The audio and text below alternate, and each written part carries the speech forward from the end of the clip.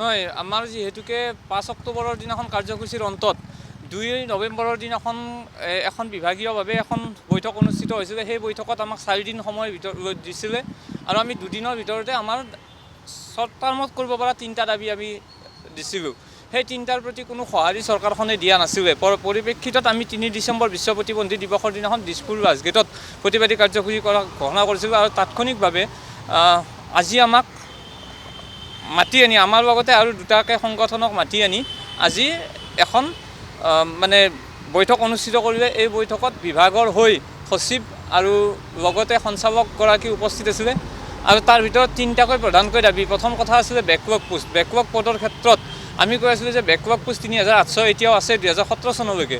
আৰু তেখেতসকলে সেই পদৰ সংখ্যা কিমান আছে কি আছে স্পষ্ট নকৰিলে যদিও আমি এটা কথা কৈছোঁ যে তাৰে কিছু সংখ্যক পদ আমাক মুকলি কৰি দিয়ক আৰু আমাক সুকীয়াভাৱে পৰীক্ষা পতাৰ ব্যৱস্থা কৰক। যি পৰীক্ষাটো আমাৰ এৰি যিধৰণে একেলগে পৰীক্ষা পাতিছে এই ধৰণে নপাতি সুকীয়াকৈ পৰীক্ষা পতাৰ ব্যৱস্থা কৰক। আৰু লগে লগে তেখেতসকলে এটা কথাই কৈছিলে এই ক্ষেত্ৰত যে এখন উচ্চস্তৰীয় কমিটিৰ বৈঠকৰ কথা যিটো কৈ আছে ইমিডিয়েটলি সেইখন 15 দিনৰ ভিতৰত নটিফাই কৰিব। ইতিমধ্যে 22 তাৰিখৰ দিনাখন তেখেতসকলে ফাইলটো পঠাইছোঁ বুলি কৈছে, যোৱা 22 তাৰিখে।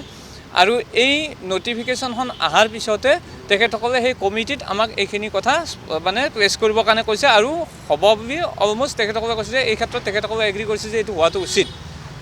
দ্বিতীয় কথাটো আছিলে অৰুণোদয়ৰ ক্ষেত্ৰত। অৰুণোদয়টো আমি কৈছোঁ যে অৰুণোদয়টো আমাক নহয়, আমাক পেঞ্চন লাগে আৰু অৰুণোদয় হওক বা পেঞ্চনে হওক গোটেই বস্তুবিলাক আমাৰ সামাজিক ন্যায় আৰু সবলীকৰণ বিভাগৰ মানে ডাইৰেক্টৰ অফিচৰ দ্বাৰা হ'ব লাগে। কাৰণ আমাৰ মানুহবিলাক আচলতে অনিশ্চয়তাৰ গৰ্ভত কোনে ক'ত কেনেকৈ যাব, কোনোবাই যদি অৰুণোদয় নাপায়, কোনোবাই যদি পেঞ্চন নাপায়, কাৰ ওচৰত যাব, আজিৰ দিনটোত কোনো নিশ্চয়তা নাছিলে।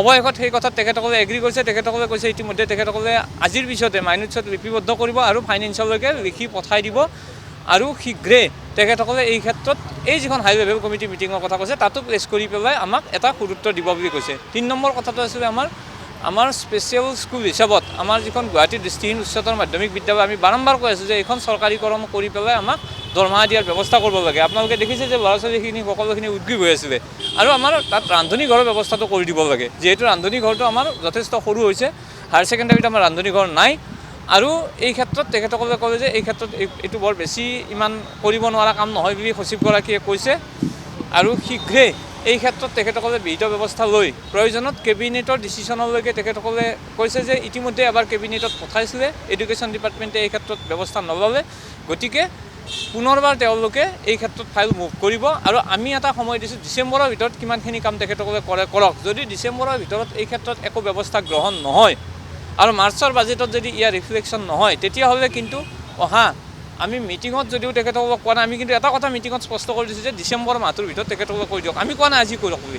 ডিচেম্বৰৰ ভিতৰত যদি নকৰে তেতিয়াহ'লে 26 জানুৱাৰীৰ ভিতৰত কিন্তু মাঘ বিহুৰ পৰা 26 জানুৱাৰীৰ ভিতৰত ধাৰাবাহিকভাৱে কিন্তু কাৰ্যসূচী হ'ব। আমি আজিয়ে কৈ দিলোঁ আপোনালোকক, মাঘ বিহুৰ পৰা আৰম্ভ হ'ব ধাৰাবাহিক কাৰ্যসূচী, অকল গুৱাহাটীত নহয় জিলাই কাৰ্যসূচী হ'ব। আৰু আমি চৰকাৰখনৰ বিৰুদ্ধে কাৰ্যসূচী তেতিয়া কৰিম যদিহে আমাৰ এই আমি 21 দফীয়া দাবী বাকীখিনি পূৰণ কৰিব, কিন্তু এই 3টা দাবী তাৎক্ষণিকভাৱে আমাক 22 ডিচেম্বৰ আমাক পজিটিভ এটা ৱেব দিব লাগিব। আজি যিখিনি কথা তেখেতসকলে কৰিম বুলি কৈছে এই কথাখিনি বিভাগৰ বিষয়া হৈ তেখেতসকলে চৰকাৰৰ ৰিপ্ৰেজেণ্টেটিভ হৈ যিখিনি কথা কৈছে এইখিনি আমাক এটা পৰিচয় দাঙি ধৰিব লাগিব এই ডিচেম্বৰ মাহৰ ভিতৰত। আৰু আজি সন্ধিয়ালৈকে তেখেতসকলে মাইনুটছখন দিম বুলি কৈছে। যদি মাইনুটছখন দিয়ে তেতিয়াহ'লে মাইনুটছৰ ওপৰত বেছ কৰিহে আমি গোটেই বস্তুখিনি চাম।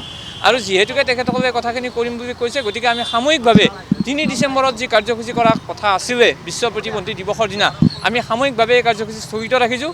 যদি ডিচেম্বৰত নহয় তেতিয়াহ'লে আমি মাঘ বিহুৰ পৰা কিন্তু আমি কৈ দিছোঁ আজিৰ দিনটোত 15 জানুৱাৰীৰ পৰা ধাৰাবাহিকভাৱে 26 জানুৱাৰীলৈকে ধাৰাবাহিক কাৰ্যসূচী গ্ৰহণ কৰা হ'ব। নমস্কাৰ। আজি মানে যিটো মিটিং হৈ গ'ল তাতে বহুতো ডিছকাশ্যন হৈছে। ডিছকাশ্যনত মানে আমি আমাৰ স্কুলৰ পইণ্টটো উঠাইছিলোঁ। হায়াৰ ছেকেণ্ডেৰী যিহেতু আমাৰ নৰ্থ ইষ্টত এখনে আছে স্পেচিয়েলি ব্লাইণ্ডৰ কাৰণে, ভিজুৱেলি ইম্পেয়াৰ্ডৰ কাৰণে, তাতে মানে সেই হায়াৰ ছেকেণ্ডেৰীখন মানে আমি আজি এটাই দাবী উত্থাপন কৰিছিলোঁ যে সেইখন মানে চৰকাৰীকৰণ হ'ব লাগে, স্কুল উইথ কিটচেন বা হোষ্টেল আৰু গোটেইখিনি যাতে চৰকাৰীকৰণ হয়।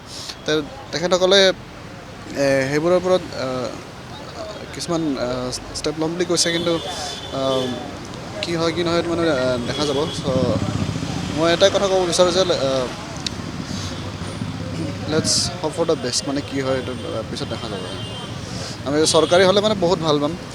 সেইটো চৰকাৰী হ'লে আপোনাৰ ষ্টুডেণ্টছৰো ভালে হ'ব, প্লাছ টিচাৰ্ছৰ বা কৰ্মচাৰী থাৰ্ড গ্ৰেড ফ'ৰ্থ গ্ৰেড যিকেইটা কৰ্মচাৰী কাম কৰিব বা পিছলৈ তেখেতসকলে যি মানে এপ্লাই কৰি তাতে চাকৰি কৰিব মানে চবৰে ভালে হ'ব সেইটো কামনা কৰি মানে আমি আজি হোষ্টেল স্কুল বা যি কিটচেন যিয়ে নহওক সেইবোৰ মানে চব চৰকাৰীকৰণ কৰিবলৈ দিছে যিকোনো খবৰৰ বাবে যোগাযোগ কৰক 7099017330 অথবা 7099017390 নম্বৰত।